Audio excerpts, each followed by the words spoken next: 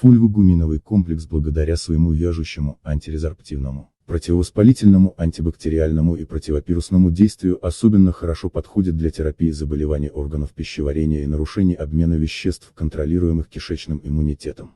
Препараты гуминовых кислот в основном не всасываются в организм, показывают свое лечебное действие в просвете желудочно-кишечного тракта и стенки кишечника. При лечении заболеваний желудочно-кишечного тракта и нарушении обменных процессов гуминовая кислота действует на патогенные вирусы или бактерии, созывают их и выводят природным путем. При этом препарат не всасывается в кровь и понижает уровень холестерина. Обволакивающий эффект, которым обладает гуминовая кислота, снимает воспаление, предотвращает дальнейшее впитывание кишечником токсических веществ при инфекциях или пищевом отравлении. Препарат возвращает органы пищеварительной системы к нормальному функционированию.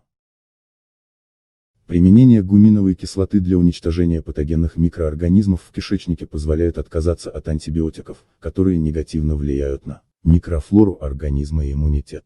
Также фульвогуминовый комплекс является адсорбентом по взаимодействию с тяжелыми металлами, органофосфатами, нитратами, нитритами и другими вредными для организма веществами.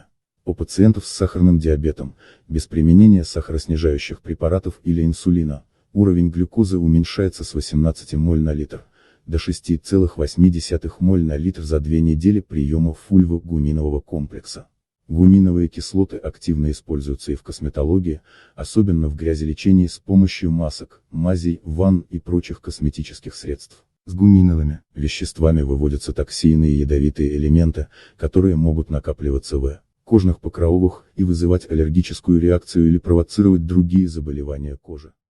Также наружное применение гуминовых кислот обладает обезболивающим, обеззараживающим и противовоспалительным эффектом при лечении гематом, воспалении вен и повреждении опорно-двигательного аппарата.